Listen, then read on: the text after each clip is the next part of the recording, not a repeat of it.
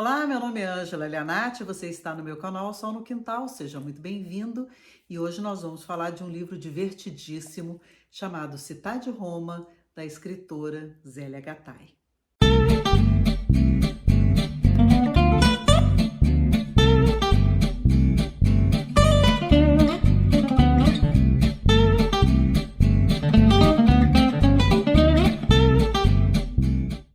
Então, a Zélia Gattai, ela é mais conhecida como a mulher de Jorge Amado. Só que, ao meu ver, ela é muito mais do que a mulher de Jorge Amado e muito melhor do que ele.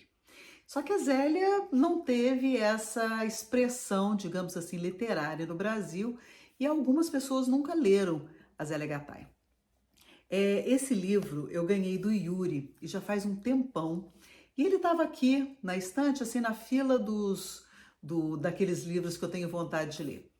E aí eu peguei e devorei ele assim. De sexta para sábado eu acabei com esse livro. Ele é muito divertido porque ele tem, assim, são historinhas pequenas. Não sei se dá para vocês verem aqui. Olha só como é que ele vai indo.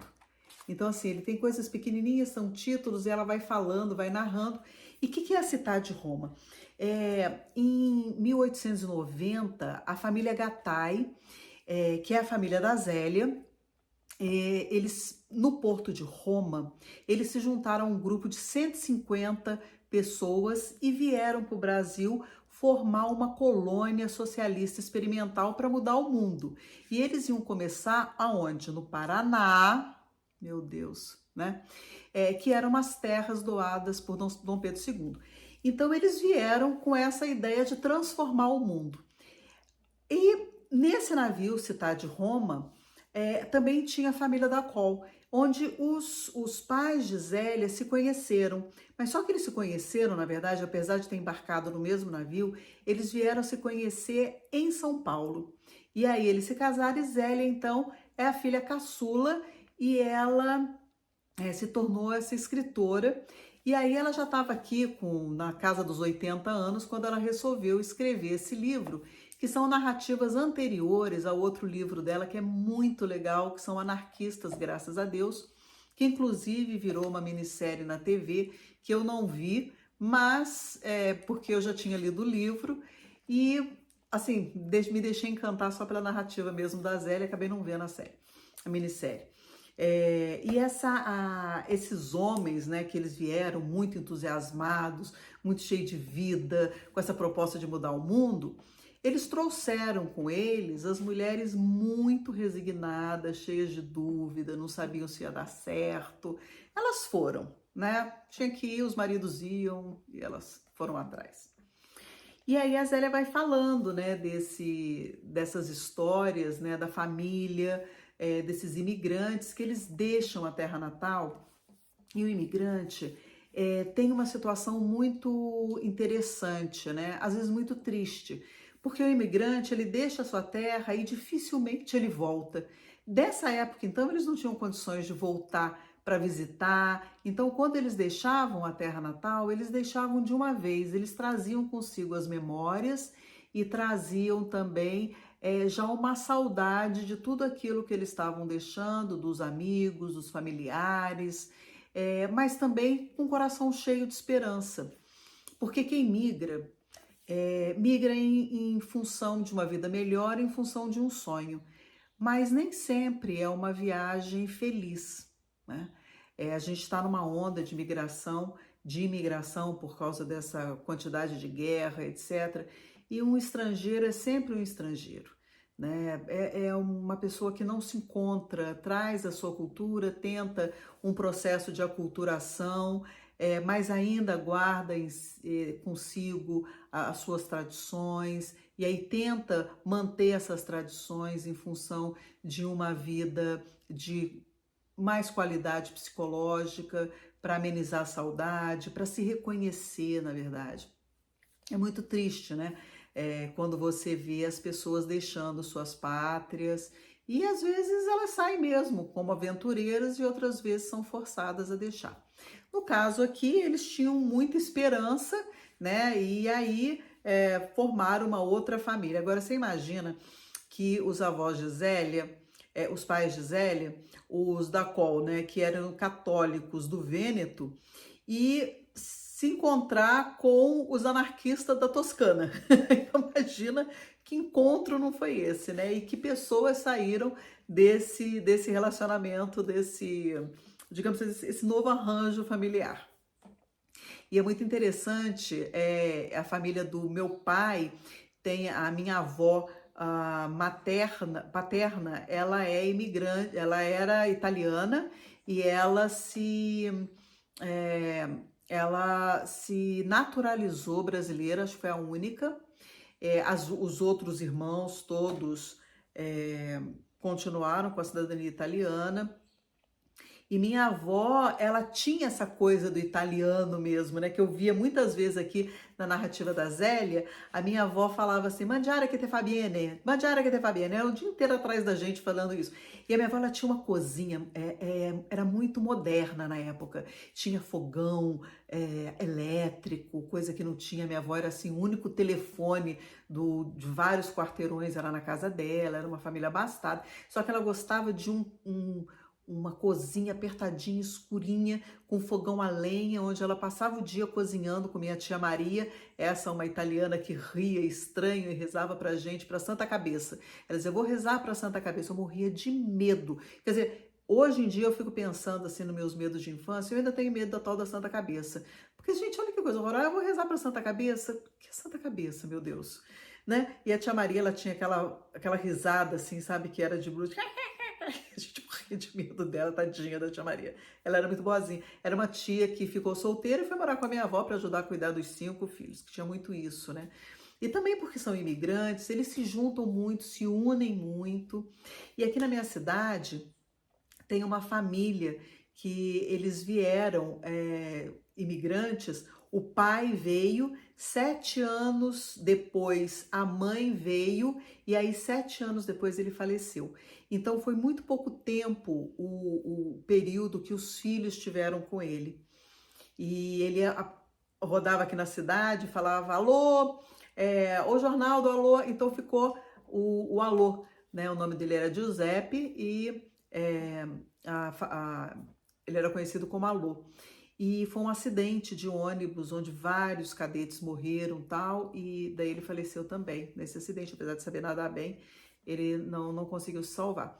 E aí a família é muito unida, né? Então todos os Veltri aqui da cidade, né, que são dessa família de imigrantes, assim, e agora, só agora, os filhos estão indo à Itália para rever os parentes de lá.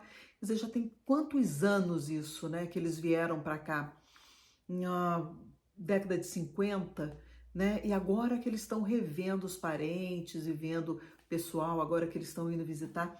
Quer dizer, é muito tempo. E a gente vê também esses imigrantes que saíram do Haiti, que vieram para São Paulo, os libaneses, várias culturas sírios. Então, assim, como é difícil, né, você se manter. E aqui nesse livro, a Zélia, ela conta com muita...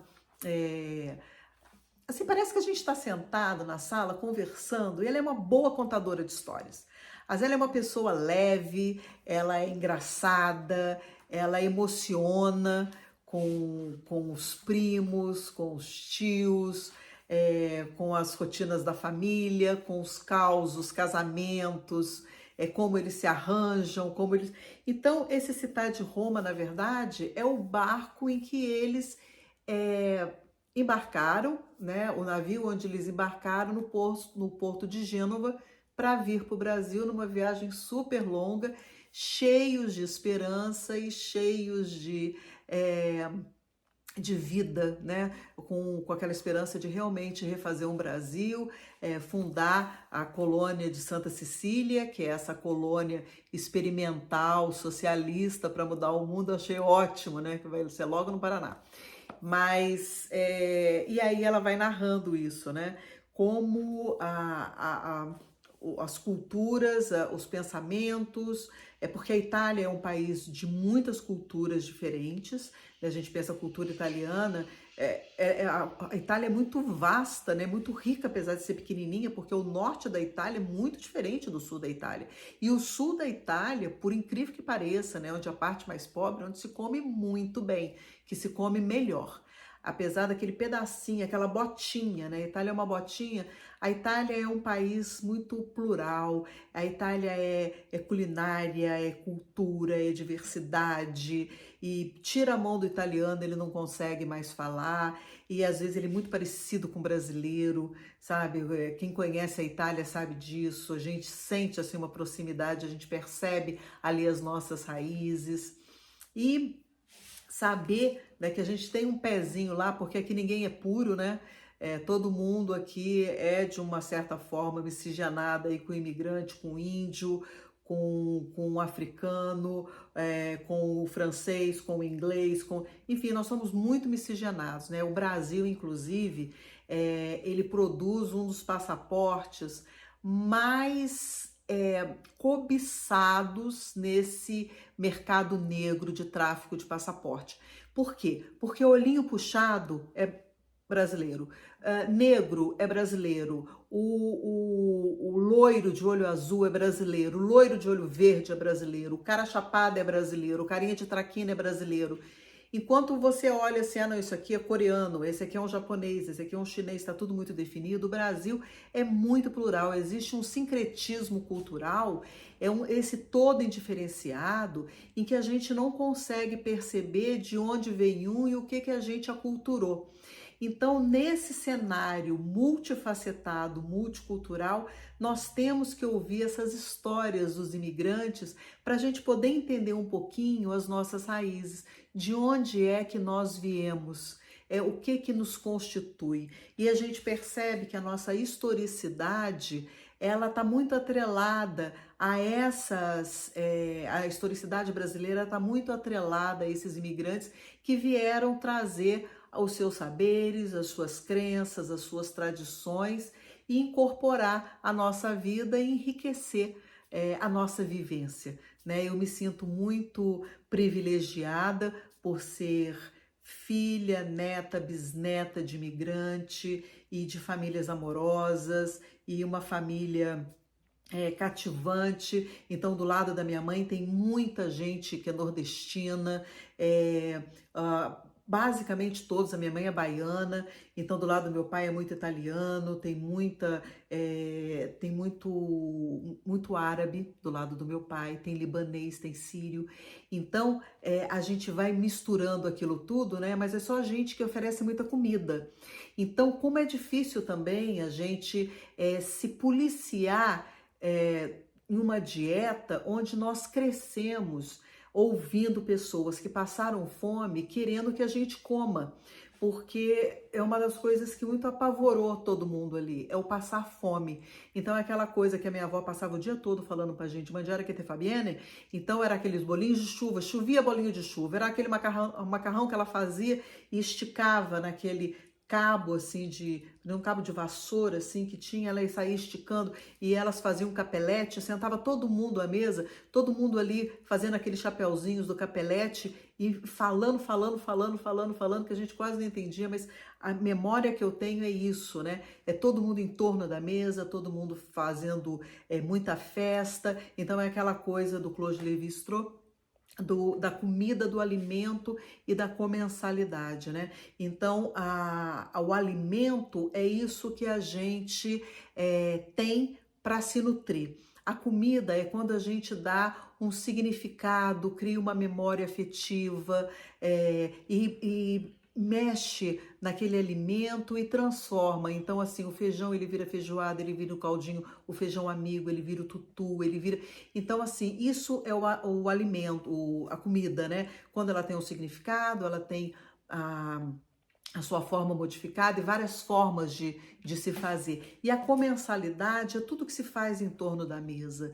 Então, é você dividir afetos, é você criar essas memórias, é você compartilhar. E hoje, como a gente está voltado para essa coisa da cozinha aberta, como os italianos têm cozinha aberta, né? E a Zélia relata isso. É, voltamos àquela cozinha que é compartilhada, que é esse conceito aberto, que na verdade a gente acha que é muito moderno, mas não, né? É um local onde você vai privilegiar a comensalidade, todos ao redor da mesa, compartilhando e criando memórias afetivas sobre a comida, né? Então eu deixo aqui essa indicação de leitura para vocês, que é muito deliciosa. Eu tenho certeza que vocês vão rir muito, vão se emocionar e vão se enxergar nessa narrativa aqui incrível da Zélia Gattai, que ela não é a mulher do Jorge Amado. Jorge Amado foi marido de Zélia Gattai.